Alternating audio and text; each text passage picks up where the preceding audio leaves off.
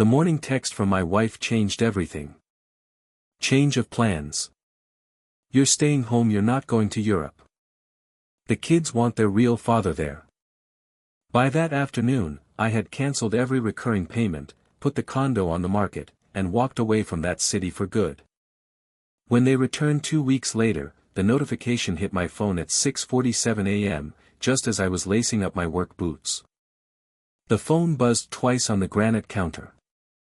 I figured it was a shift change notification or a weather alert. It wasn't. It was a text from my wife. Plans have changed. You're staying home. The kids want their biological father to go on the trip to Europe. Dennis is coming instead. I read it 3 times. Always the same tone, no apology, no explanation. Just an order, as if I were a piece of equipment to be swapped out. I set the phone down and stared at the coffee maker. The red light was blinking, and my hands were perfectly still. That was the most unsettling part, I wasn't shaking. I poured a cup of coffee and sat at the table where we had spent 6 months planning this trip. This was where I'd marked the dates, calculated the costs, and picked up extra shifts at the plant to pay for the flights I'd booked just last week, flights I was no longer on. The condo was dead silent. She had left yesterday with Justin and Annabelle to stay at her sister's place. They were flying out tomorrow. 2 weeks of museums, bistros, and photos in front of old cathedrals. I had been looking forward to it. I didn't even bother opening my banking app at first. Our joint checking account was nearly drained. 3 tickets at $1,900 each. But my personal savings account was untouched. I had 5 years of emergency funds saved up, money that was mine alone. I pulled up my email. Flight confirmations, purchased with my card, my name on the billing info, and her name and the kids' names as passengers. And, I assumed, Dennis' name now too. I never even met Dennis. He was gone long before I entered the picture. He just reappeared 6 months ago at Justin's college graduation, smiling and backslapping like he'd never missed a day. My wife called it closure. I called it something else, but I kept it polite. I looked out the window. The parking lot was filling up with people heading to their 9 to 5s. Just a normal Tuesday. Everyone had somewhere to be. I had a shift at the ceramics manufacturing plant in 40 minutes. Industrial production, steady salary, nothing glamorous. I took that job 8 years ago for the stability. When her kids needed school supplies, new coats, or when the car broke down, I was the one who covered it. Eve always been organized with money. I opened the household expenses folder on my laptop. 8 years of records. Rent, utilities, all paid from my account. Her car insurance, me. The kids' cell phone plans, me.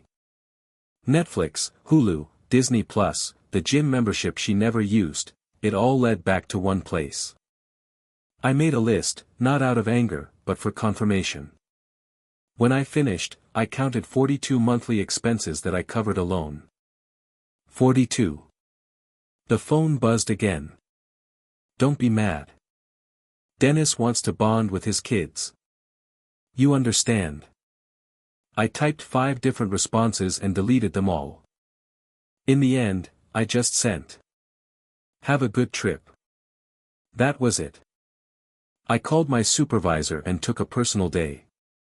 Family emergency. He didn't ask questions.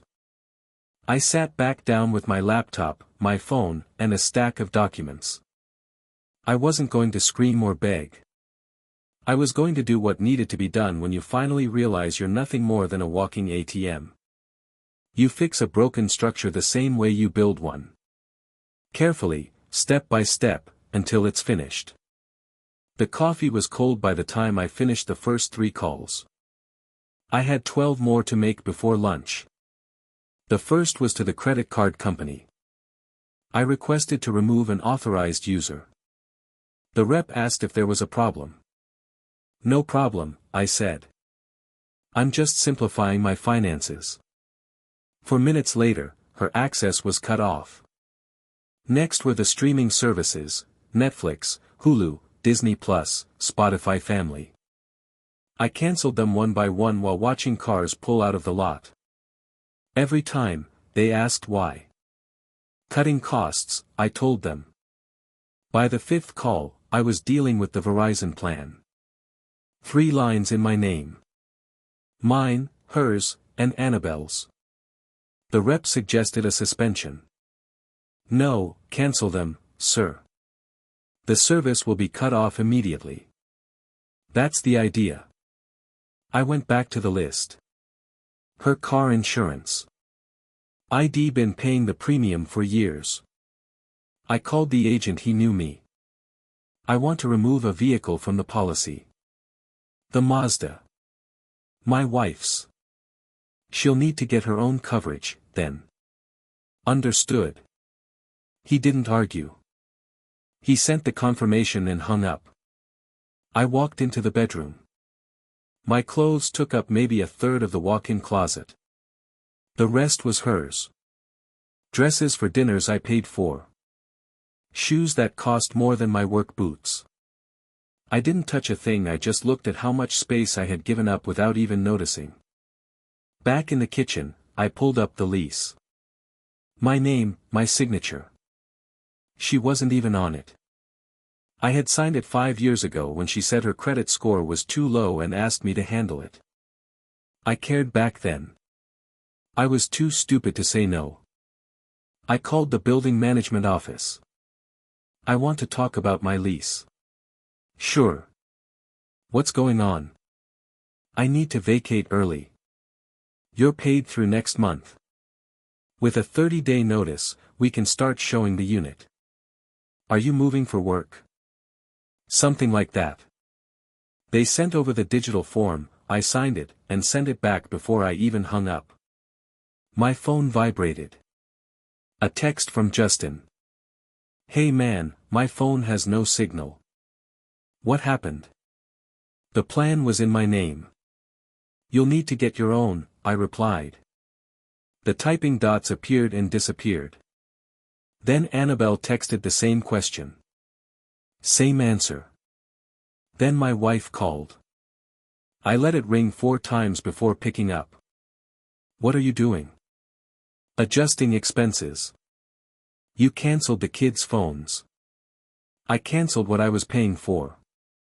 They're adults. This is ridiculous. We're about to leave for a trip. Then you better fix it before your flight. Silence. I could hear airport announcements in the background. You're being childish. I'm being clear. You wanted your real family on this trip. I made it easier for you. I didn't mean it like that. You meant exactly that. I hung up. I wasn't shaking, and I didn't shout. I was calmer than I could ever remember being. I made 3 more calls. The gym, the meal kit service, and the monthly car wash subscription for a car I barely drove. By nightfall, 42 expenses had been whittled down to 11. Just mine. I ordered Chinese takeout and ate it at the kitchen table while going through more paperwork. For 8 years, I was the foundation of everything, pretending I was actually part of the family. No more. The phone didn't ring again that night. No more messages, no more calls. It was better that way. I had things to do the next morning, the kind of things you don't settle with apologies or promises. The next morning, I called Wagner Associates. A coworker had recommended them after his brother went through a messy divorce. I wasn't looking to file just yet, but I needed to know where I stood. The receptionist patched me through to Ian Wagner. His voice was firm and direct. I summarized everything in under 3 minutes. The text, the trip, the condo in my name, and the bills. Are you married? He asked. Yes, for 6 years. We lived together before that. 2 kids, hers, both adults. He went quiet while looking over the details. The condo is strictly in your name? Yes. Lease and utilities. Then you can move to evict. If you're planning to separate, document everything, payments, expenses, communications. You're going to need it. I already have it. 20 minutes later, I got a call from the property management office.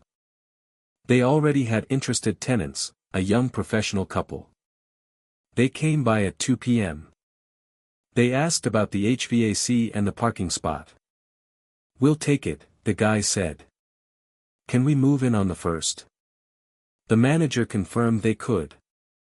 I signed everything that afternoon, the lease termination, the security deposit paperwork, the forwarding address form.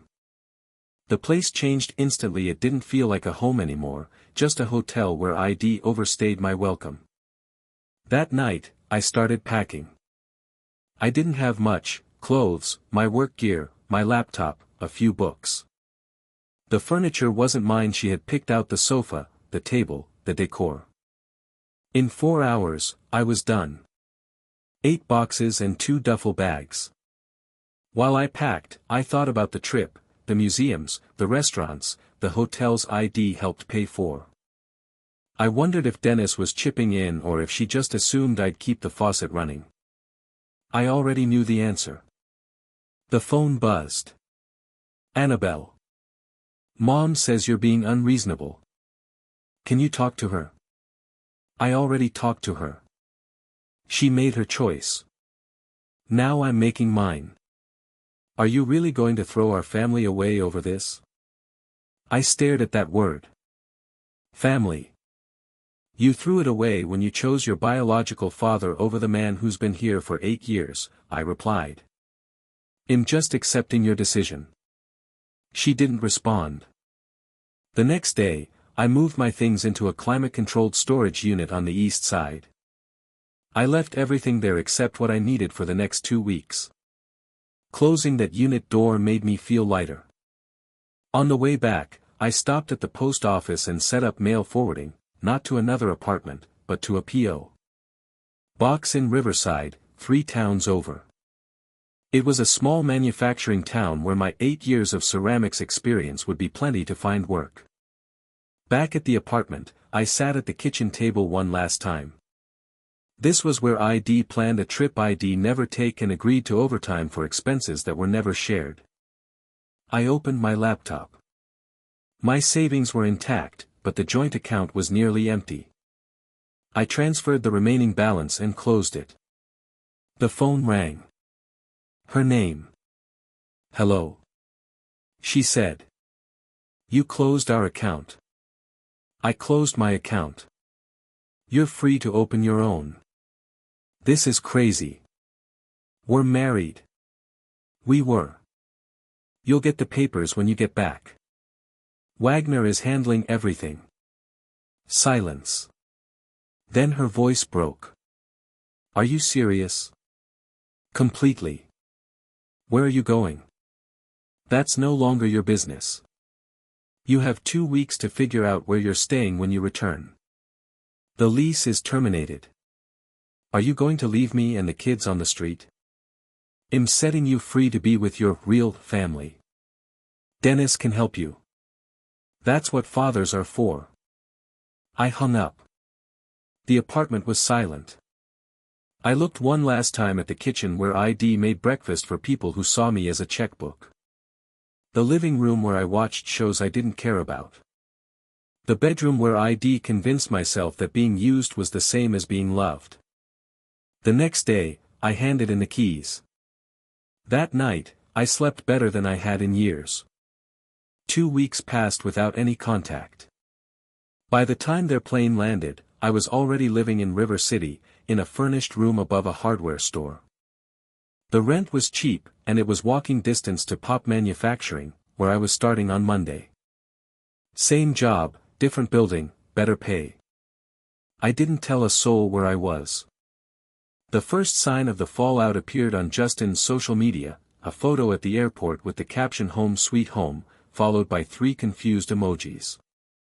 I didn't react. An hour later, Annabelle posted. Why is there a moving truck at our building? I closed the app and made dinner, eggs and toast. At 8:30 p.m., my phone exploded. 17 missed calls, 12 texts, and 3 voicemails. I ignored them while watching the local news. Then I checked the texts. Call me now. Where are you? This isn't funny. Justin wrote. What the hell, man? Annabelle sent a long paragraph, but I only read the first line. I can't believe you did this to us. I deleted the voicemails without listening to them. At 9:15 p.m., she called from a different number. I answered. Where are you? Somewhere else. The apartment is gone. There are strangers living there now. Our things are just sitting there. Your things, I corrected. Mine are gone. You can't do this. Where are we supposed to live? I took a breath. That's not my problem anymore. You wanted Dennis involved. He's the father. Let him handle it. He's gone. What? He's gone. He said he had work and just disappeared. I almost laughed. The man who had already abandoned them did it again. What a shocker. Don't be cruel, she sobbed. I'm being clear. You chose him. You wanted something real. Well, here it is. Welcome to reality. We're at Shirley's house. We can't stay here long. Call Dennis, it goes straight to voicemail. Then find another solution. You have exactly what you had before you met me. Dennis, your own choices, and each other. I'm not paying for any of it anymore. She started crying, not out of sadness, but out of pure rage. Please, we can fix this. There's nothing to fix. You said I wasn't your real family. I agreed. I didn't mean that. Yes, you did. I hung up. 5 minutes later, Justin texted. Mom is losing it. She says you took everything. I replied. I took what was mine. Everything else still exists. The condo was in my name, and I'm not paying for a home where I'm not wanted. That's between you, your mother, and your biological father. He didn't respond. Annabelle tried calling, I didn't pick up. Around midnight, the phone finally went silent. I sat in my room with the window open, listening to the city, the distant traffic, a barking dog, the hum of the streetlights. I thought of them cramped in Shirley's apartment, arguing over whose fault it was, dialing a voicemail that would never answer. I thought of the trip, the photos and the cafes I had funded. I thought of the text that started it all. The kids want their biological father. They got him. And now they knew exactly what that meant. I turned off my phone, plugged it into the charger, and went to bed. Tomorrow was a new job, a new city, a new life. No looking back. 3 weeks later, Ian Wagner sent me an email. Subject: Legal notification received. My wife had filed a motion to contest the lease termination and was demanding that I cover temporary housing costs. Ian attached the documents with a short note. Weak case. No legal basis. I'm on it. I replied with one word. Thanks. 2 days later, the judge tossed it out. The ruling was clear. The lease was solely in my name, and the termination was valid. I had no legal obligation to an ex-wife and adult stepchildren. Ian added, she might try again, but she won't win. Keep documenting everything. I saved the email in a folder labeled legal and went back to work. My routine was simple. Clock in at 6 o'clock, out at 2:30, grab a coffee at the corner shop, go back to my room, read, and sleep. Nobody here knew my history, nobody asked. It was enough. A month later, Justin reached out. I get that you're mad, but this is affecting all of us. Mom's working at a call center. Annabelle's couch surfing. We had to sell stuff just to afford a cheap rental. Dennis wasn't answering them. Can't you help us out a little? I read it twice and closed the app. 2 days later, Annabelle sent a friend request. I declined it. Then she found my email. I never wanted this to happen, she wrote. I just thought it'd be nice to have my dad around. I didn't think you'd leave. Can we talk? I replied. You're 22. Justin is 24. You're adults. Your mother made a choice, and you supported it. Now you're dealing with the consequences. It's not my responsibility, she shot back. That's it? 8 years and you just walk away? You walked away first, I typed. I just made it official. She didn't respond again. The work kept me busy. The crew at Pop Manufacturing were quiet guys. Sometimes we'd grab lunch, but we kept it professional. One afternoon, a guy named Randy asked if I was a local. I told him no, I'd just moved in a month ago. Family? He asked. I just nodded and didn't elaborate. 6 weeks in, my soon-to-be ex-wife sent her final message. It was long and desperate. She told me how hard things were, that Dennis had vanished, Justin was working 2 jobs, and Annabelle had to drop a class because she couldn't afford the books. I made a mistake. I didn't realize what I was losing. Can we talk? I miss you. We all miss you. I moved it to the legal folder without responding. A week later, Ian called. She wants mediation now, he said. She's looking for a settlement, alimony, temporary support. She's claiming financial hardship. How long were we legally married? I asked. 6 years. And I paid for everything, according to my records. Yes. So what is she entitled to in this state? Very little. Maybe something temporary, but given the duration and the circumstances, we can push for 0. Do it. The mediation lasted 30 minutes. Ian handled it via Zoom while I was at work. That night, he sent the summary. She asked for $2,000 a month. The mediator suggested $500. Ian countered with 0. They settled on nothing. Case closed. The divorce would be official in 60 days. I saved the email, made dinner, rice, chicken, and greens, and sat by the window. I watched the quiet street and thought about that 6:47 a.m. text. I thought about the choice she made, the choice they all made, and the life I was building now, quiet, debt-free, no drama, and no people who mistake dependency for love. Somewhere else in the state, they were learning what it meant to live without someone else footing the bill. 2 jobs, borrowed couches, a call center, and Dennis, wherever he was, proving exactly who he had always been. I was exactly where I needed to be. Free. Months later, while I was in the break room at Bishop Manufacturing, my phone vibrated with an unknown number. I picked up. Is that you? A woman asked. It wasn't my ex. She sounded exhausted. Who is this? I asked. It's Shirley, her sister. I set my coffee down and asked what she needed. I need you to know what you've done, she said. They are falling apart. My sister is working 60 hours a week and can barely buy groceries. Justin dropped his certification. Annabelle is sleeping on couches because they can't afford an apartment. I let her finish. I cared for 8 years, I told her.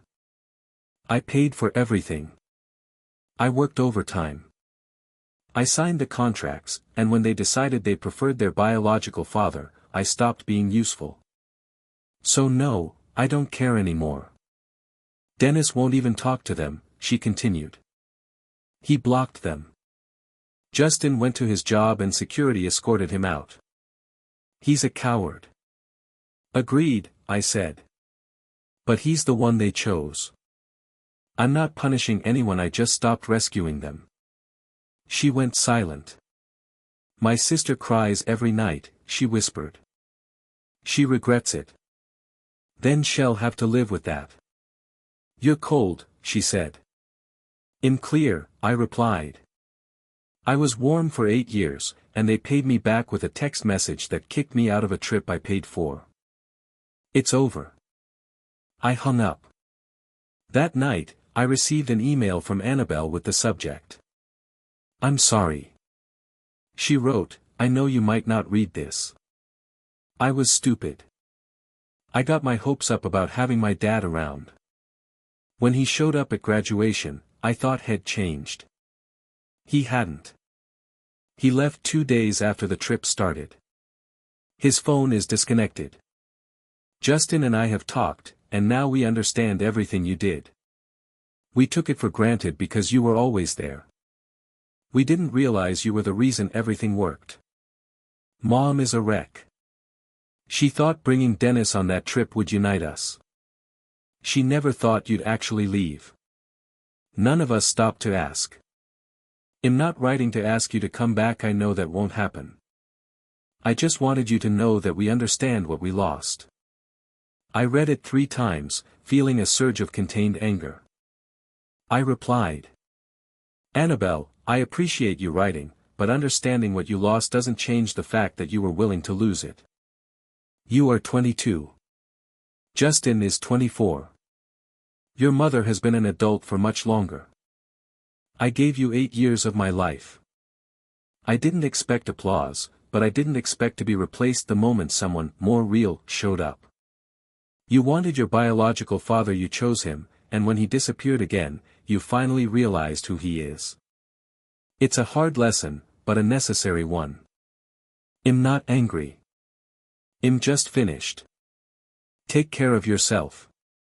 I hit send and closed my laptop. 2 weeks later, the divorce was official. Ian sent the digital documents, I signed them, and that was it. No scenes, no tears, just papers confirming what had been dead for months. That weekend, I drove to a state park an hour from Riverside. I hiked a trail and sat by a lake, watching the wind move the water. I thought about the man I was 4 months ago, lacing up his boots at 6:47 a.m. I thought about the apartment, the bills, and the family that was never truly mine. And I looked at what I had now. A small, quiet life with no emotional debt. A job I didn't hate, a city where I was a stranger, and a bank account that belonged only to me. I wasn't bitter. I was free. 6 months in Riverside became a year. I got a small raise at Bishop. I started eating at a local diner on Fridays where the waitress knew my order. I bought a used truck. I didn't date, I wasn't ready, and I was okay with that. I spent 8 years building a foundation for people who saw me as replaceable. Now I was building something that didn't depend on anyone else, and that was enough. Thank you for listening to my story all the way through. If it resonated with you, give it a like, comment on what touched you the most, and be sure to mention where you're from. Subscribe to the channel, there are plenty more stories to come.